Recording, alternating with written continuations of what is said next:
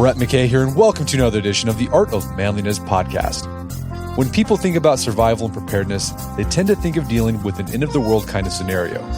But lots of bad things can happen, and are more likely to happen, that fall short of the apocalypse. My guest can help you prepare for any worst-case scenario, whether it's the worst thing to happen to mankind, or just the worst thing to happen to you this year. His name is Mike Glover, and he's a former Green Beret, the founder of Fieldcraft Survival, and the author of Prepared. Today on the show, Mike and I first talk about the softer skills of preparedness. We discuss how to create plans using military concepts like wargaming and the PACE methodology, build your tolerance to stress, and develop your situational awareness so you don't freeze in a crisis or let one catch you by surprise. In the second half of our conversation, we discuss the harder skills of preparing for worst-case scenarios. Mike outlines what capabilities every man should develop. He shares his own EDC and what he recommends you carry and wear on a day-to-day basis. And we talk about how to stock your home and car for emergencies and more. After the show's over, check out our show notes at aom.is/prepared.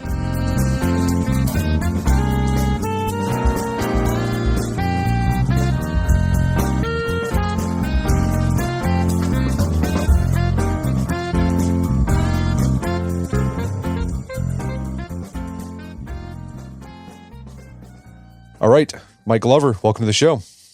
Thanks for having me. So you are the owner of Survival Fieldcraft. It's a company that sells survival gear and also does survival training.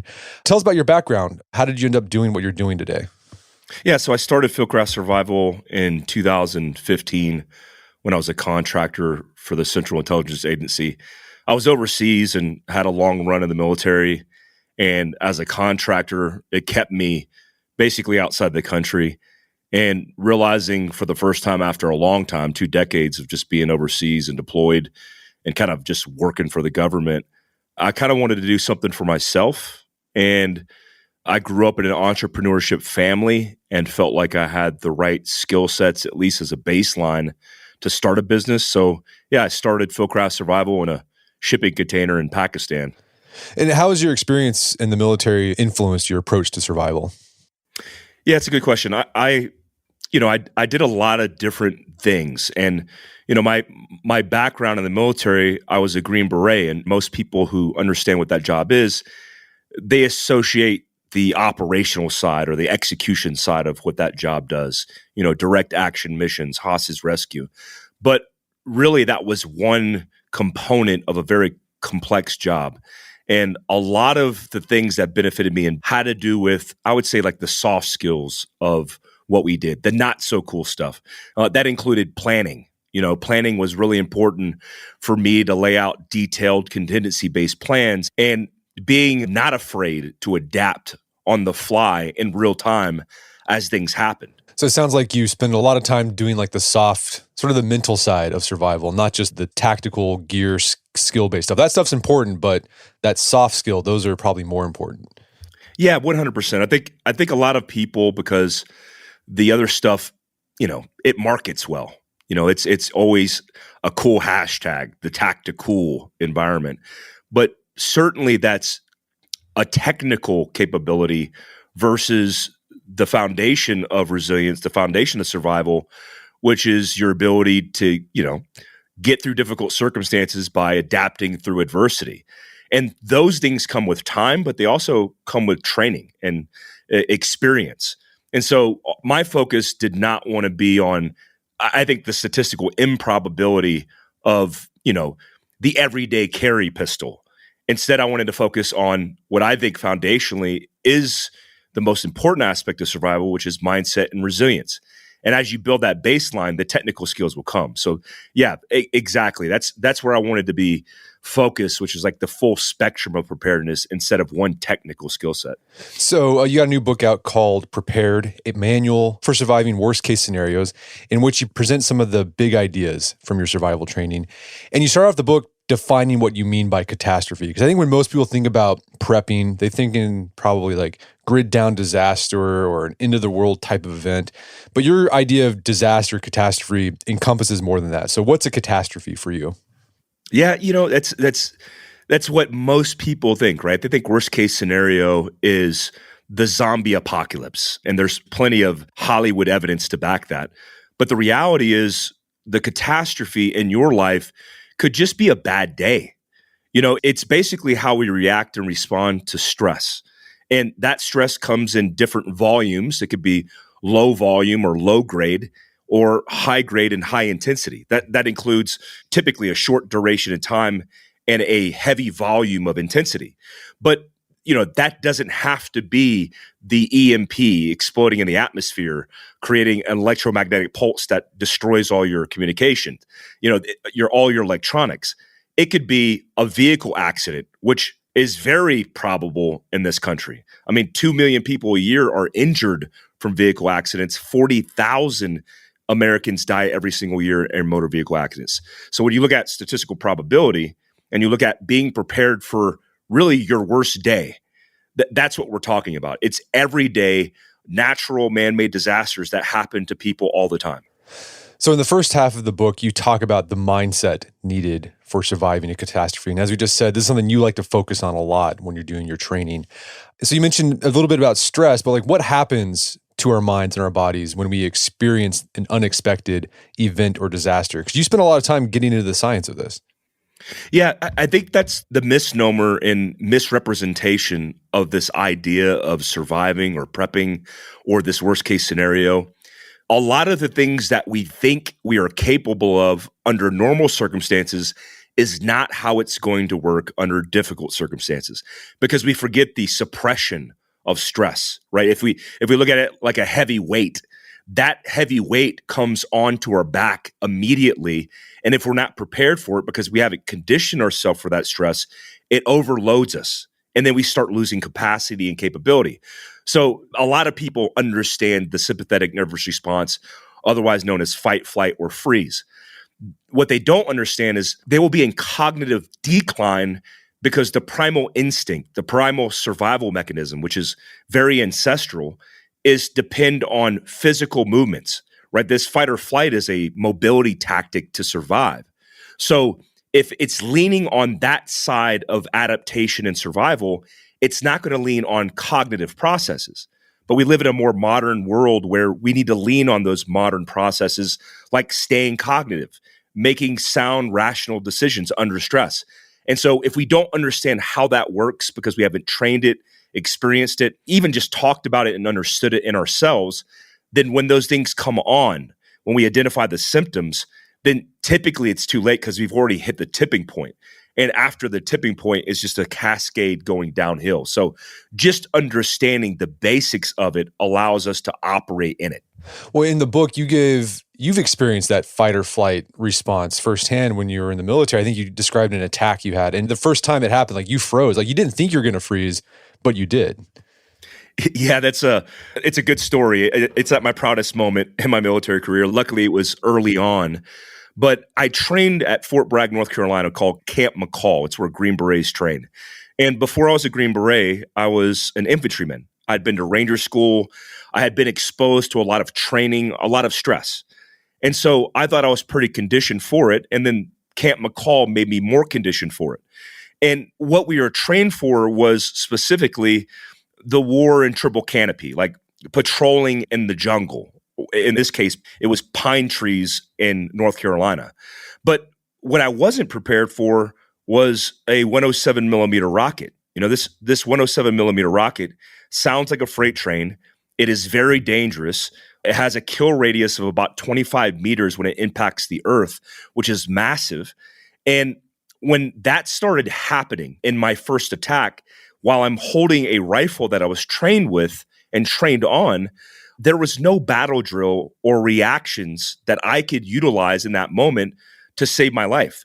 And so I ran behind a vehicle, I took a knee, and I essentially froze. And part of that was finding cover and concealment, trying to get out of harm's way.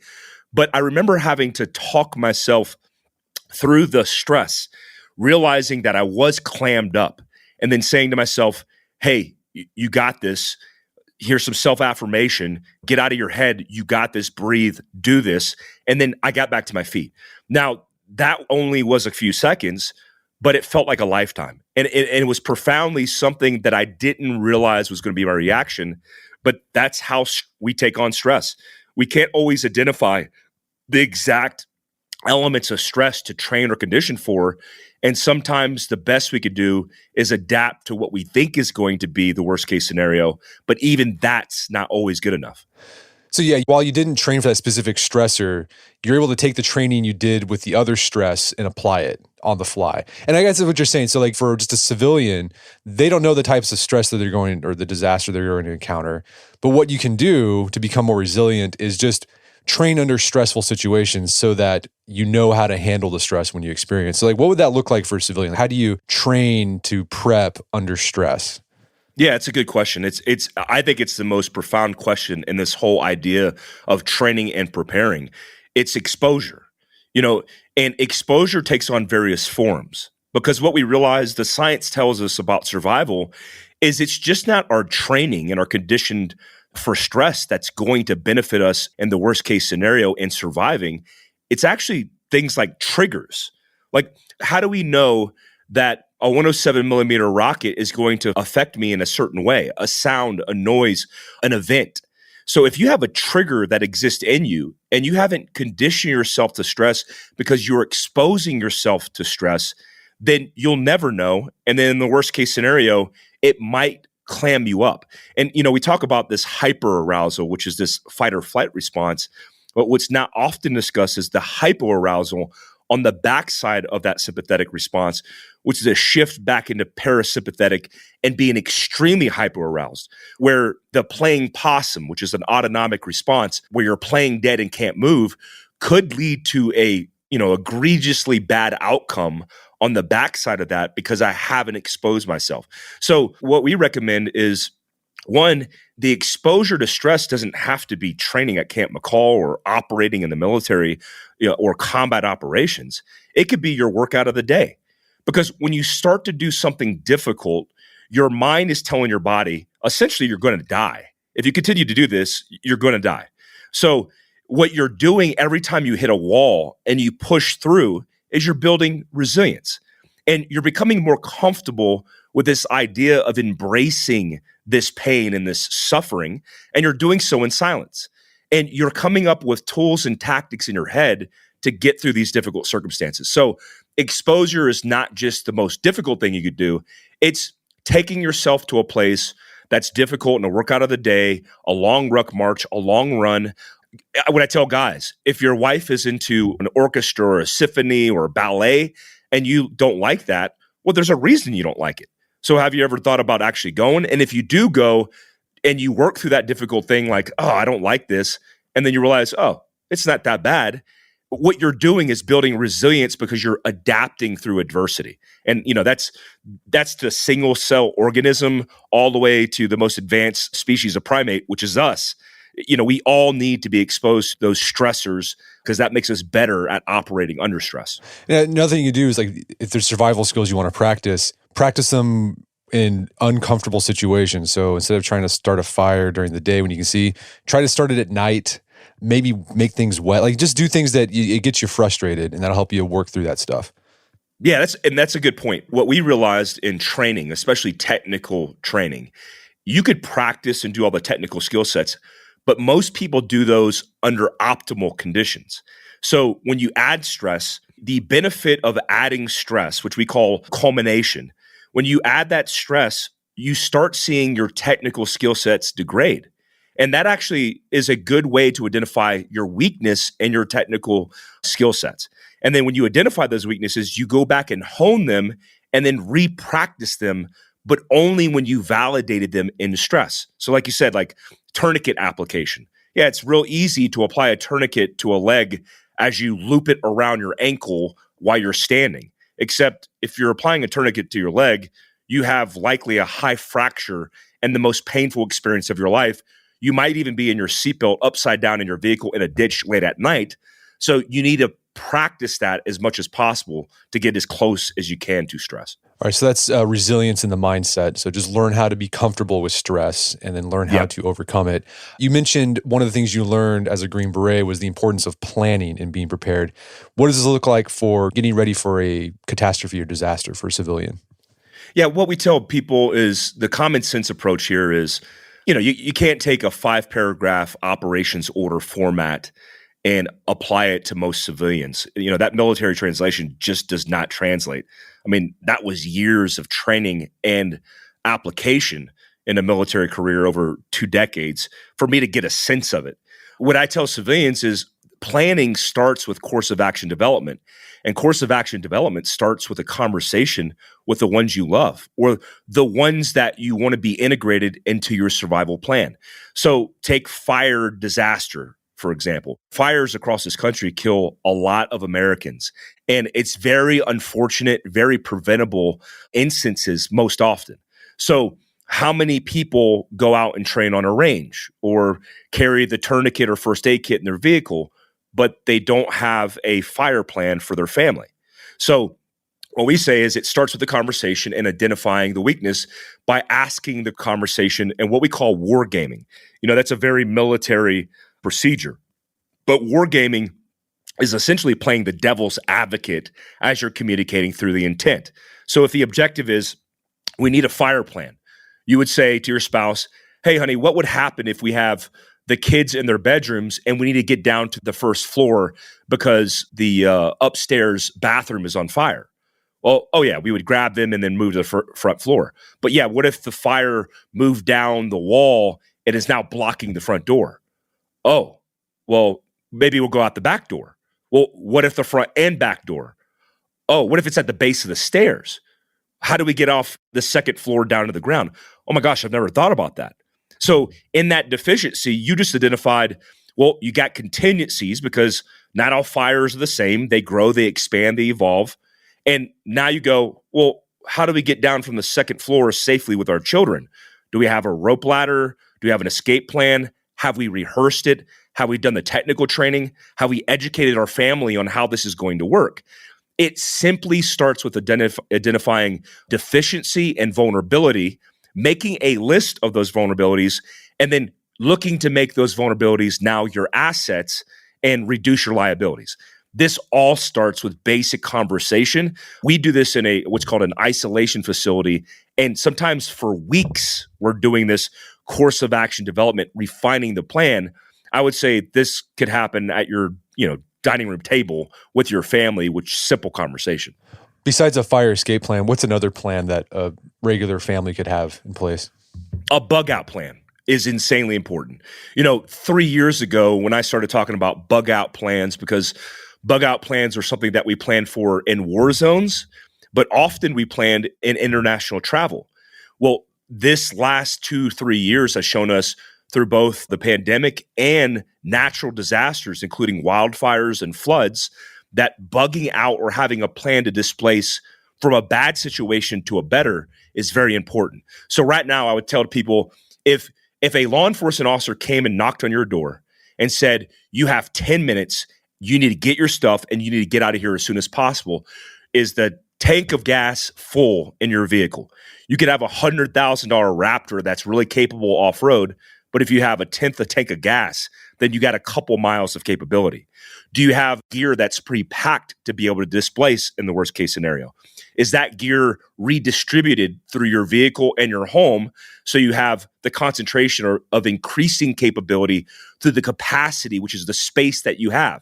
So if I have a tourniquet on my person in my pocket, in my purse, or my satchel, do I have a first aid kit that's upgraded in my vehicle? Do I have an aid station and antibiotics in my home?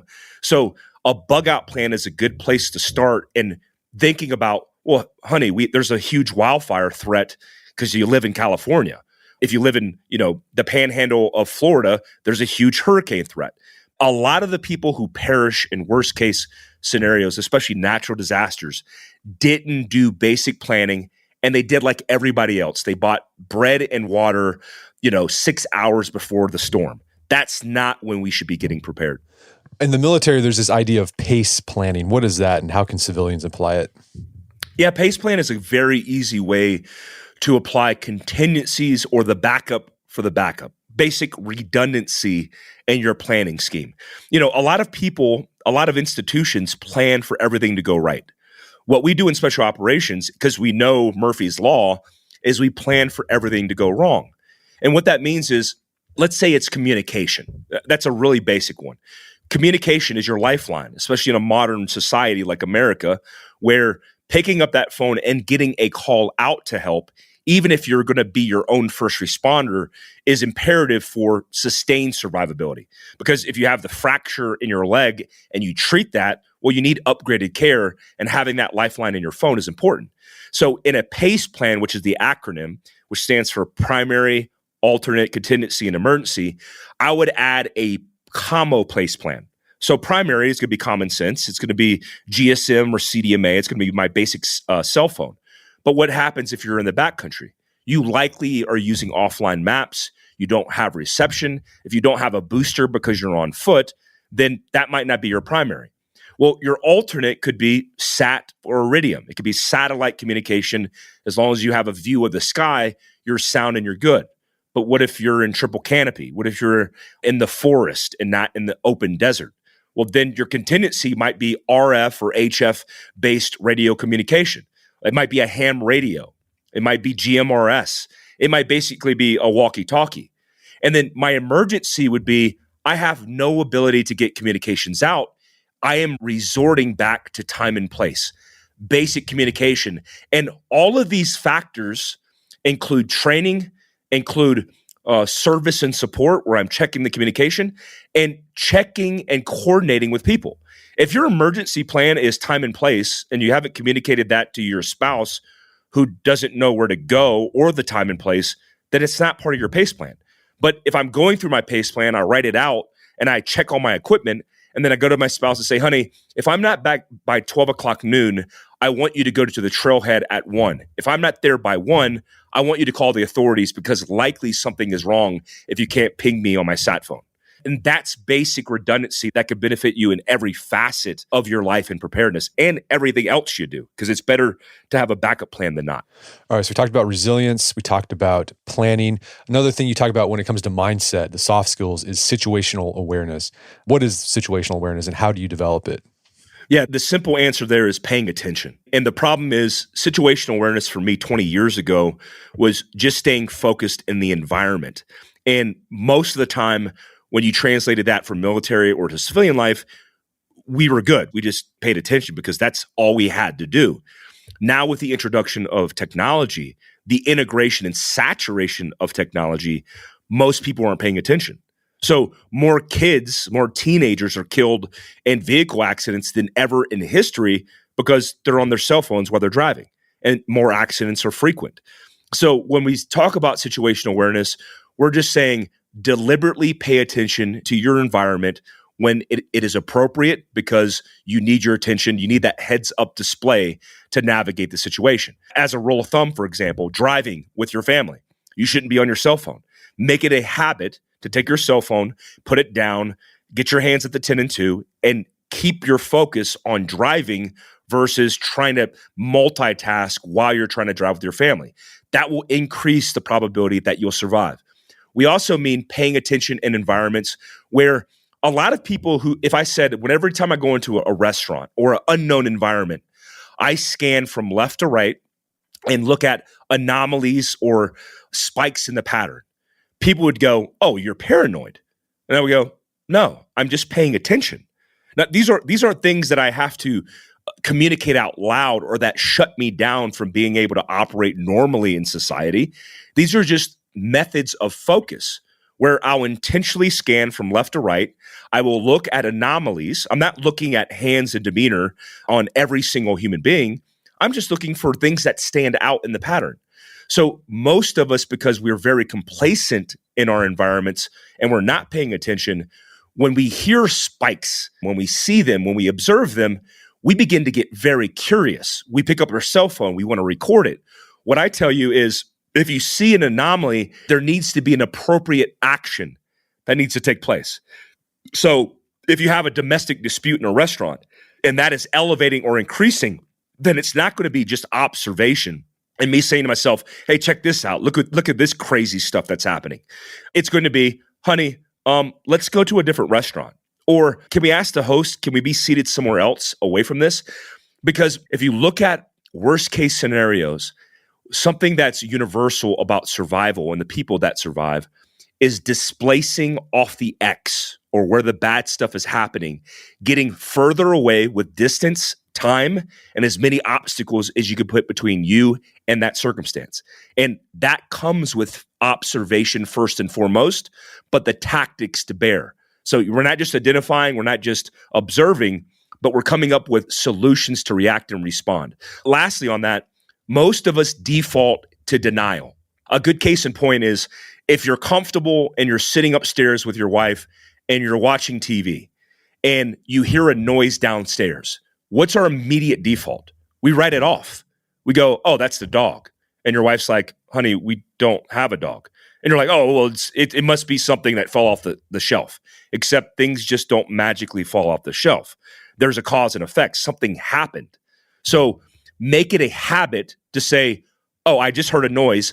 I'm going to get up immediately to go identify what that is, because more time that goes by, especially the early onset of a disaster, it's going to lead to that tipping point where there's no point of return. So build the habit. It's hard, especially now with cell phones and distractions, but it's going to benefit you in the long run.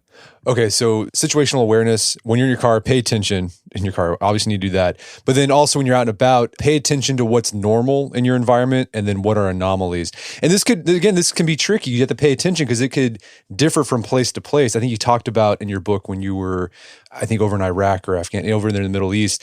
The normal situation was for people to be angry at you, yelling at you, and like that was normal. The anomaly was when everything was quiet and everyone was being friendly to you. Then you knew like, wait, something's up. But I think a lot of people, they might think, oh, if someone's friendly to me, everything's fine, but it depends on the situation. Yeah, that's a good point because there's environmental factors everywhere you go. And I frequent and travel the country. I used to travel the world. And I could tell you the way I react, the way I adapt in environments, the way I maintain situational awareness for each environment that I'm in differs, right? So what I tell people, the best advice would be to lean on intuition. And intuition is just basically a primal survival mechanism to tune into the environment and identify things that will get you killed. So that is the extreme version of that. But in the world and society that we live in today, where man-made catastrophes could be somebody getting mugged in the middle of broad daylight at a gas station, and you're in the vicinity, and things go really bad on that crisis site, and you could be in harm's way because of how close you are to that bad situation. So when you're in these situations, we're looking for the thing that drives our intuition to go, wait, something doesn't seem right here. And when you feel that, like I used to tell my guys in special operations, if we're on a mission and I have a guy who's a kid from Wyoming who grew up in the country hunting in the backcountry of Wyoming, and he says, hey, Mike, I got a weird feeling about something. We stop and we take a knee, we stop, look, listen, smell. We try to identify any anomalies in their patterns ourselves. But I've turned around and circumvented feelings and intuition that have led us to good outcomes. So have that feeling. When you identify it, have an action to displace. And don't write off things as just, oh yeah, it must be. That is a very complacent mindset in survival, and it's something that's very preventable. And read about it on the late night news. Because you go to pull in that gas station at 2 a.m. and you're like, yeah, we probably shouldn't go to this gas station in this neighborhood at 2 a.m. There's one a little bit further down, or you know what, I'll just get gas in the morning. And if something went wrong, you'll never know about it, but that's a good thing. We're going to take a quick break for a word from our sponsors.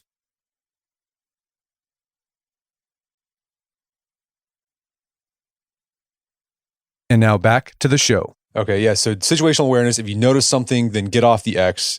Get yourself, put time, distance between you, whatever is potentially is freaking you out. So that could potentially save you. So we've talked about the mindset stuff. Let's move into skills. Average guy, what skills or survival skills do you think people should develop and maintain in order to be prepared for most disaster situations? Yeah, the biggest skill set, which I think is the foundation of survival and preparedness, is health and wellness and physical fitness.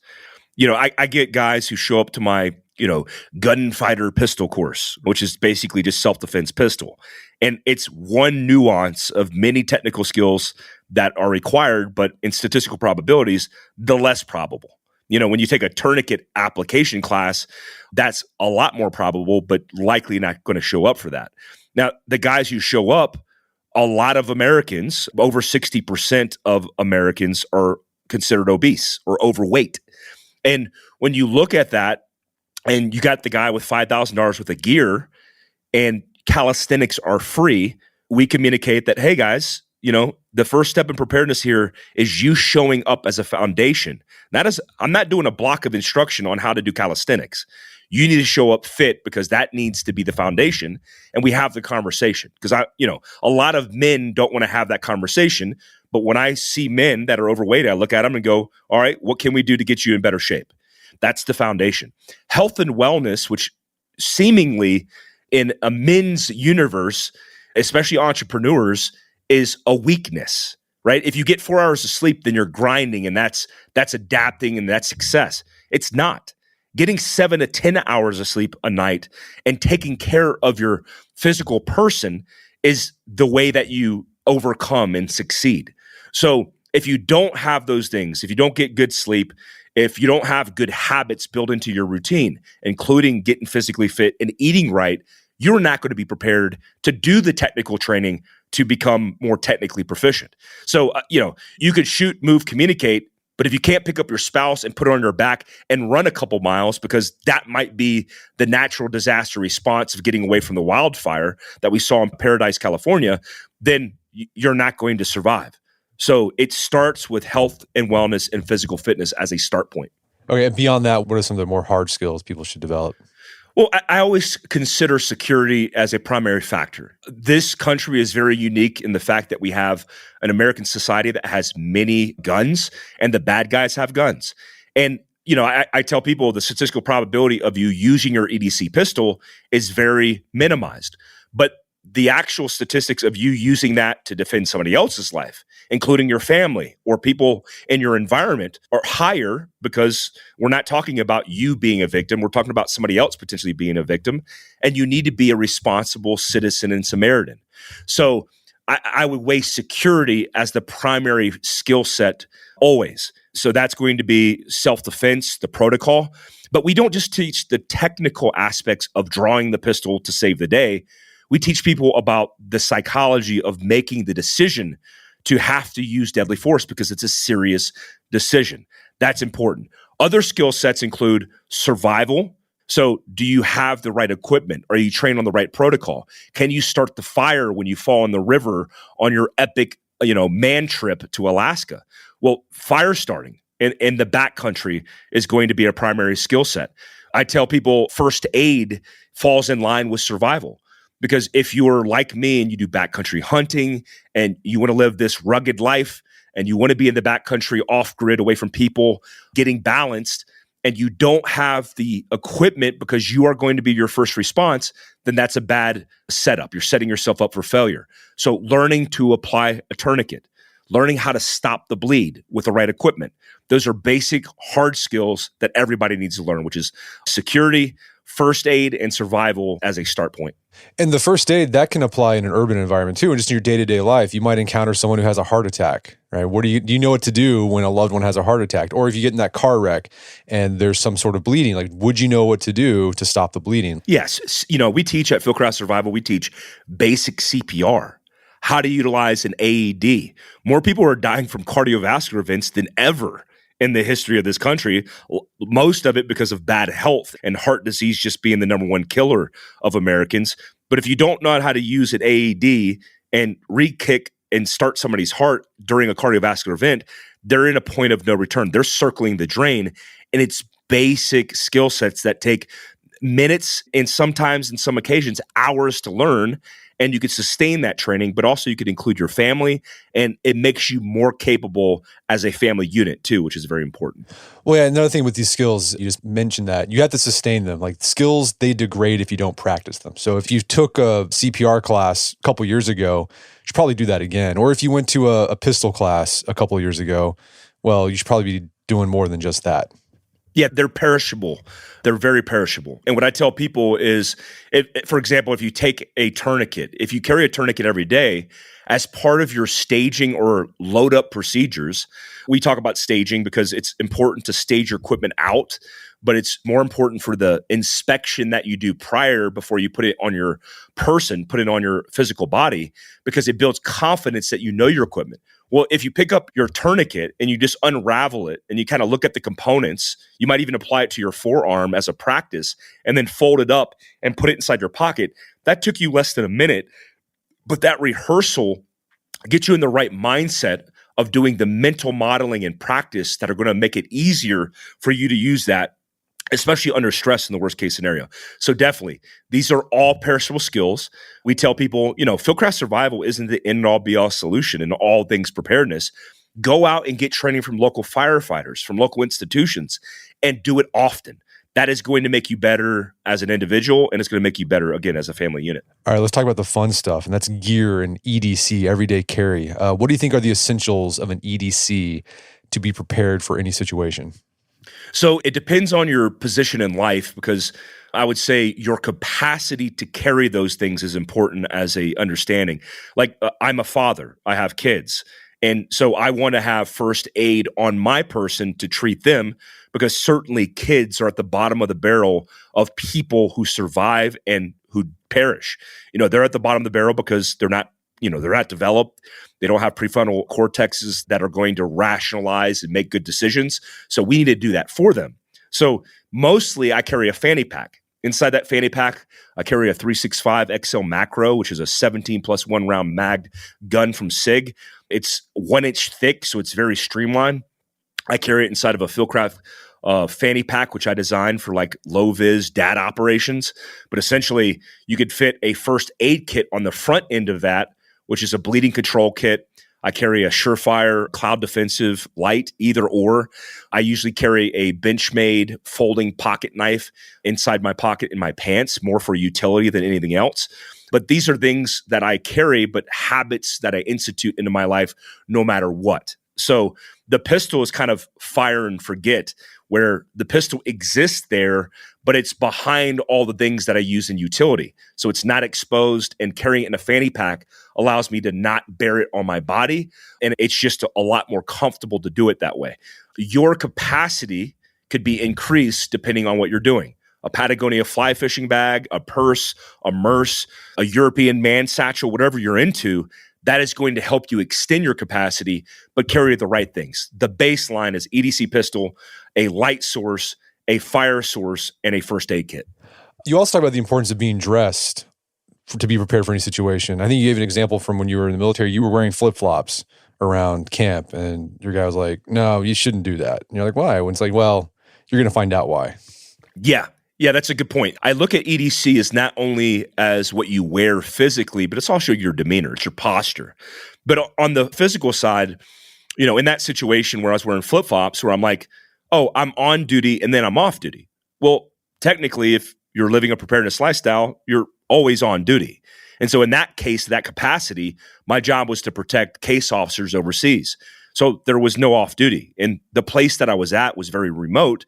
So I had a responsibility to be prepared at all times.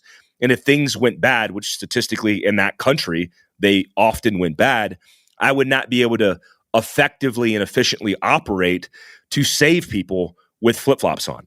So when I go out with my kids, if I'm going somewhere like the zoo, where I could be a mile into the park and something bad happens and I need to pick up my kids and move off the X, then I'm not going to be wearing flip-flops.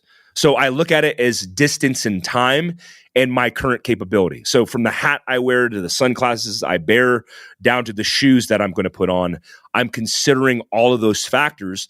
And it doesn't have to be difficult to assimilate in your life, because if anything is difficult to assimilate, you're not going to do it in your routine. You're going to be like, yeah, that's cool, but it's just not comfortable. I'm not going to do that. I'm not telling you to be uncomfortable. I'm telling you that when you weigh certain factors, like, hey, I'm going to Walt Disney World, where you potentially will be miles into the park away from the parking lot, and that you have to get out before everybody else, you might want to consider dressing the part parking in the right place, and then looking at a plan to get you out of that worst case scenario with your family in the most effective way. That literally, as long as it took me to say, is probably how long it takes you to effectively consider those things. So it's just considerations from head to toe, again, including posture. Yeah, I thought about, it's important to dress for the weather. I think there's always a temptation for people, like during the winter, it's cold outside. You're like, well, I'm just driving my kid to jujitsu. I'll just wear shorts, pair of flip-flops. I'll be fine. Nothing's going to happen. Well, you can get in a wreck and you're going to be outside and it's going to be 20 degrees outside in flip-flops and shorts. That's probably not a good situation to be in. So put on your pants. And it happens all the time in this country, all the time. Yeah. Got any recommendations on transportation in a catastrophe? Yeah, for sure. I mean, one of the things that we talk about in mobility, we call mobility, basically overlanding or off-roading or recreational travel. But the concept for mobility is your transportation vehicle that you use mostly every day. I mean, if you're listening to me on this podcast, you are likely either in your car or in a place where your car is in the vicinity of you. So your vehicle is a logistical lifeline. And in the worst case scenario, it's not only a logistical lifeline, it's literally the vehicle that you're going to use to displace to get away from the bad situation. So what we say is, how capable is your vehicle? Does it have the right ground clearance? Does it have the right tires? Do you have a full tank of gas? And there's a whole bunch of things, but what I would say is the best consideration from translating EDC into advancing into more capacity in your vehicle is you just got a big rucksack. It's the extension of your ruck.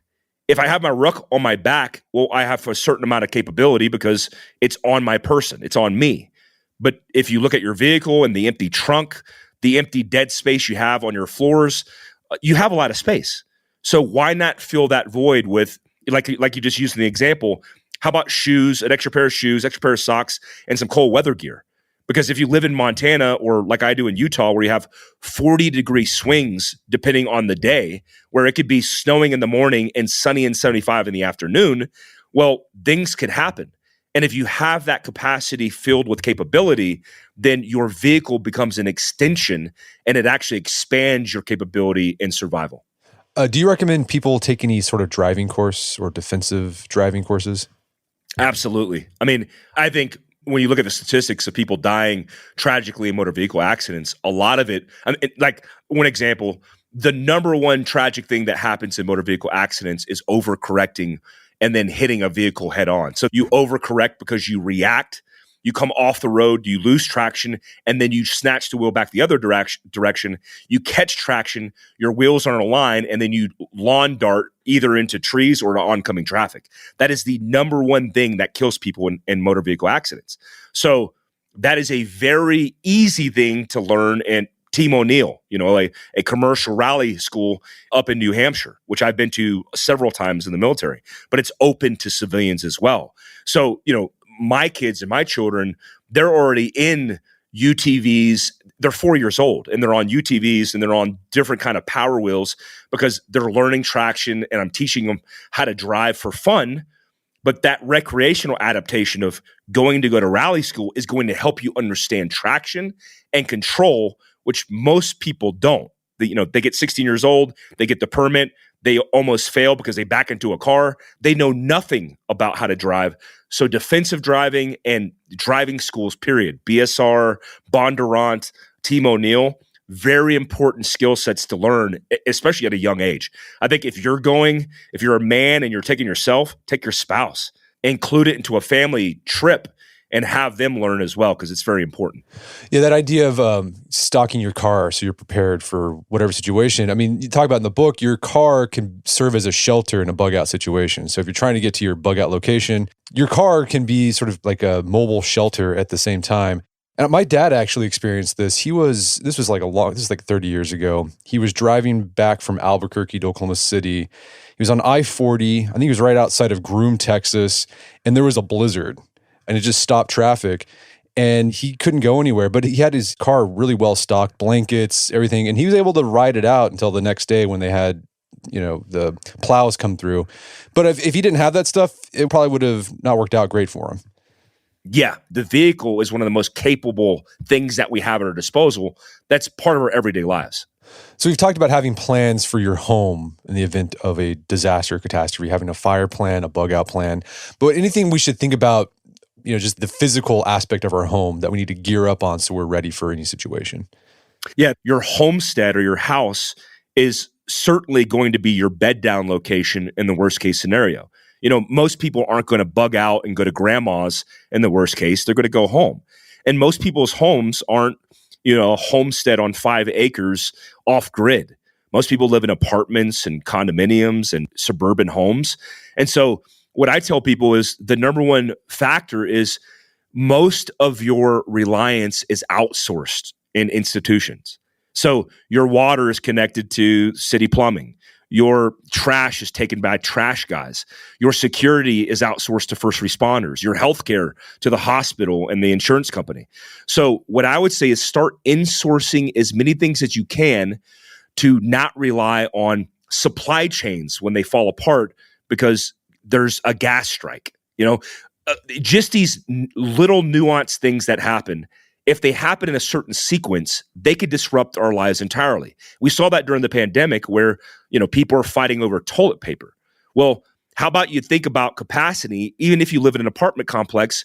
People ask me all the time, Mike, how much food, how much water, how much hygiene?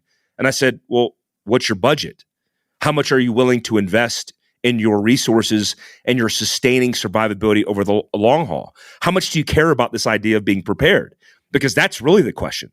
I mean, if you cut back on your Starbucks habits or your coffee habits every day, your energy drink at the local 7-Eleven, then $5 a day will be a real sound investment in building your food and water supply. So take a slop closet that you have that's, has a broom. Take that, remove it, make it your preparedness closet, and start stockpiling on the things that you need in the worst case scenario. Start looking at insourcing and taking back these things that you've outsourced so much. And you don't have to get crazy. You don't have to grow a garden in your apartment. What I'm saying is have you ever hunted? Because most of your protein in your refrigerator, you likely buy from a local grocery store. But if you hunt, you can fill your freezer with good protein that could feed your family for a year. And also the process of preparing and getting ready for the hunt and then exposing your family and yourself to that is going to build resilience. So that's a good start point. So it starts with the microcosm of looking at your space and then building out. And it's a constant OODA loop. It never is I'm standing on the pinnacle and the high horse of preparedness and I'm prepped. I'm prepared. This is a constant work and ethic. And then you also talk about the importance of thinking intentionally about home security. So putting layers in. A lot of people don't even think about home security except for locking the door, but there's more you could do. Yeah, I'm a technical guy. I'm a technical nerd. It was part of my expertise in special operations. And when I look at mitigating risk, I look at early warning as a number one security protocol in home defense. A lot of people think of home defense as your shotgun in your closet. If you got to your shotgun in your closet and you're racking it, a lot of things have gone wrong. So I look at, observation in fields of fire, obstacles, these basic things I learned in the military. But what you could do to start it off right is look at closed circuit television cameras. I mean, technology and adapting things like Vivint into your home security plan where you could have sensors, you could have cameras in certain positions where it notifies you via text if somebody's standing in your driveway. And then it turns on an early warning device that says, hey, you're being videotaped. Those things are going to mitigate risks most certainly in your home over the last ditch worst case scenario where you're thinking about the firearm and tool. Think about it all, but certainly integrate technical security into your home defense plan. You also talk about the importance of developing social connections in being prepared. What role does social connections have in being prepared for a disaster? Yeah, the lone wolf idea briefs well. I mean, I like Mark Wahlberg's depiction in Shooter. I was a sniper. I wanted to live that life. I did for a little bit in Colorado. And then about a week into it, I was like, this isn't fun anymore. I don't have anybody to talk to. It's just me and the dog. And the reality is every single major catastrophe, we're talking World War II to a hurricane in Florida, the way to survive is through your social networks, right? The people that you're going to lean on are going to be your neighbors. And more so in our communities, we don't know our neighbors. We don't know the people who live above and below us in the same apartment complex. All I want you to do is build your social connections, and have those conversations. Hey, John, we're neighbors. If something goes bad, what's your capabilities versus what's mine? Start developing assets versus liabilities. And most people think they're liabilities because they don't have a specific skill set. But I promise, if you're a breathing, walking human being, you have assets to bear. You just haven't identified them yet. So maybe you're the morale booster, or maybe you're the person who's very organized, who could put a list together, a communication plan. It's one of the reasons we started AmericanContingency.com, is developing these social networks across the country where people come together. They're doctors, lawyers, blue-collar people, just normal human beings trying to live their best life. And they start building these things called communities back into the fabric of our country, because you're certainly going to lean on that when things go wrong. Well, Mike, this has been a great conversation. Where can people go to learn more about the book and your work? So Prepared is available right now. It's a manual for surviving worst-case scenarios. It's everywhere that books are found. You could probably find it at your local vendor or on Amazon. And we're launching an application the same day in conjunction with this, because, Prepared is like, hey, this is preparedness. It's not that scary. We hope that you want to get education on this. And so we develop an application on fieldcraftsurvival.com is where you could find it. But the idea is, it's not just like all the scary stuff. It's like canning and jarring. It's family preparedness. It's CPR. It's CPR for kids. It's basic stuff that is going to allow you to get educated virtually. And then all of our stuff is available online for free. The Fieldcraft Survival application, you can get free content, the Fieldcraft Survival channel on YouTube, and the Fieldcraft Survival podcast. Those are all free resources to see what we're talking about when we talk about this idea of being prepared. Fantastic. Well, Mike Glover, thanks for your time. It's been a pleasure. Thanks for having me. It was an honor. My guest today was Mike Glover. He's the author of the book Prepared. It's available on Amazon.com and bookstores everywhere. You can find more information about his work at his website, fieldcraftsurvival.com. Also, check out our show notes at aom.is/prepared, where you can find links to resources where we delve deeper into this topic.